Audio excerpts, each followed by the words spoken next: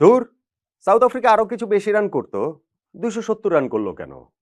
৩২০-৩০ এমনকি ৩৫০ করার সম্ভাবনাও তো তাদের ব্যাটিং ইনিংসের সময় ছিল। সো সেটা তারা করত। তাহলে বিরাট কোহলির সেঞ্চুরির হ্যাট্রিক হওয়ার সুযোগটা তো থাকতো। মানে কোহলি যখন পরপর ২ টা বাউন্ডারিতে ম্যাচ জয় নিশ্চিত করে ফেললেন ভারতে ১০ ওভারের বেশি হাতে রেখে ৯ উইকেটে, ওই সময় তিনি ৬৫ রানে অপরাজিত। তো সাউথ আফ্রিকার স্কোরটা একটু বেশি যদি হতো তাহলেই না সেঞ্চুরির হ্যাট্রিকের সুযোগটা তিনি পেতেন। সেইটা হলো না বলে বিরাট কোহলির কিছুটা মন খারাপ হতে পারে। ভক্ত সমর্থকদের মন খারাপ নিঃসন্দেহে এর চেয়ে বেশি করে হচ্ছে। কোচ গৌতম গম্ভীরের মনের অবস্থাটা যে কি সেইটা অবশ্য নিশ্চিতভাবে বলে দেয়াটা কঠিন। তিনি হয়তোবা ভাবছেন যে এই বিরাট কোহলিকে নিয়ে কি যন্ত্রণায় পড়লাম। টেস্ট থেকে তাকে অবসরে বাধ্য করেছি, কিন্তু ওয়ানডে ফরম্যাট থেকে কিছুতেই তো ছেঁটে ফেলার উপায় পাচ্ছি না। একই কথা রোহিত শর্মা সম্পর্কেও কোচ গম্ভীর ভাবতে পারেন। অবস্থাটা এমন দাঁড়িয়েছে যে ২০২৭ বিশ্বকাপ পরিকল্পনায় কোচ গৌতম গম্ভীরের পরিকল্পনায় এই ২ কিংবদন্তিকে ছেঁটে ফেলার ব্যাপারটা অনেকটাই প্রকাশ্য। কিন্তু তারা যেভাবে পারফর্ম করছেন তাতে করে বিরাট কোহলি রোহিত শর্মাকে ছেঁটে ফেলার অবস্থায় গৌতম গম্ভীর নেই, বরং ওইটা নিয়ে জোরাজুরি করতে গেলে তার নিজেরই ছাঁটাই হয়ে যাবার আশঙ্কাটা পুরো মাত্রায় থাকছে। বিরাট কোহলির অসাধারণ একটা সিরিজ কাটলো, রোহিত শর্মাও দারুণ খেলেছেন এবং গত ২ টা সিরিজ ধরে এই ২ জনের পারফরম্যান্স ২০২৭ বিশ্বকাপে তাদের জায়গাটা এক অর্থে সিল করে দিল। যদিও সেটা এখনো অনেক পরের ব্যাপার। কিন্তু কিংবদন্তি যে আসলে কিংবদন্তি সেইটা তারা এই সিরিজগুলোতে আরো ভালো করে বোঝালেন। রোহিত শর্মা বুঝিয়েছেন, বিরাট কোহলি আরো ভালো করে বুঝিয়েছেন। সিরিজটাতে ভারত জিতে নিয়েছে ২-১ ব্যবধানে। আগের ম্যাচটাতেই সাউথ আফ্রিকা কামব্যাক করেছিল দারুণভাবে। ৩৫০ রান তাড়া করে তারা জিতে নিয়েছিল। এই ম্যাচটাতে ভারতের জয়টা আবার হয়েছে অনায়াস, বিস্ফোরক, বিধ্বংসী। আপনি এই জায়গাটাতে টসের কথাটা বলতে পারেন যদি টার্নিং পয়েন্টের হিসাবে, কিন্তু আমি ওটাকে খুব একটা বলছি না। কেননা সেক্ষেত্রে তাহলে তো ভাই আগের ম্যাচের কথাও বলতে হবে। সেই ক্ষেত্রে ভারত যে ২০ টা ম্যাচ ধরে ওয়ানডেতে টস জিতছে না, সেইখানটাতে কয়টা ম্যাচে টসটা আসলে ঐরকম ফ্যাক্টর হয়ে গিয়েছে, টার্নিং পয়েন্ট হয়ে গিয়েছে। বিষয়টা ঐরকম বলাটা আসলে বাড়াবাড়ি হবে বলে আমার কাছে মনে হয়। বরং এইখানটাতে যেই টানা ২০ টা ওয়ানডে ম্যাচে টস জিততে পারেনি ভারত, এইটা আমি দেখছিলাম অঙ্কের হিসাবে, প্রবাবিলিটির হিসাবে ১০,৪৮,৫৭৬ বারের মধ্যে একবার ঘটতে পারে। মানে ক্রিকেট ইতিহাসে তো কখনো ঘটেইনি টানা ২০ টা ম্যাচ টস আসলে হারা। সো সেইটা আসলে ভারতের একটা রেকর্ড।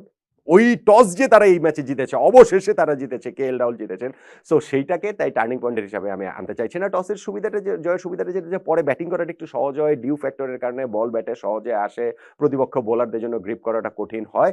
বাট স্টিল তারপরেও ভারতের এই জয়টা আসলে রাজস্বিক জয়টা নিশ্চিত হয়ে গেছে আমার কাছে মনে হয় প্রথম ইনিংসটাতে, যেইখানে সাউথ আফ্রিকাকে তারা ২৭০ রানে আটকে রেখেছিল।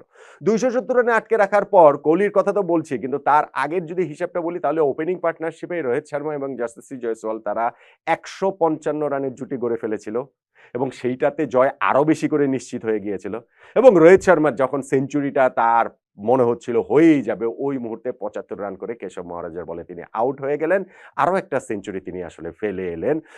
তারপরও তার পারফরমেন্স যদি দেখেন, এই সিরিজের প্রথম ম্যাচটাতে তিনি ৫৭ রান করেছিলেন, এই ম্যাচে ৭৫ রান করলেন। অস্ট্রেলিয়ার বিপক্ষে যেই সিরিজ সেইখানটাতেও তার একটা ৭৩ রানের ইনিংস রয়েছে, বিস্ফোরক একটা সেঞ্চুরি রয়েছে। ফলে রোহিত শর্মাকে আপনি বাদ দিবেন কিভাবে? আপনি তাকে ক্যাপ্টেন্সি থেকে সরিয়ে দিয়েছেন বটে, কিন্তু দল থেকে বাদ দেওয়ার, একাদশ থেকে যদি ছাঁটাই করার কথা বলি, কোন রকম কোন সুযোগই আসলে রোহিত শর্মা এখানটাতে রাখছেন না।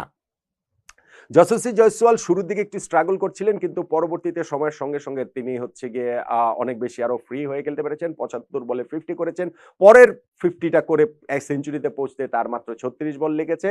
তিনি চতুর্থ ওয়ানডেতেই তার প্রথম সেঞ্চুরিটা পেয়ে গেলেন।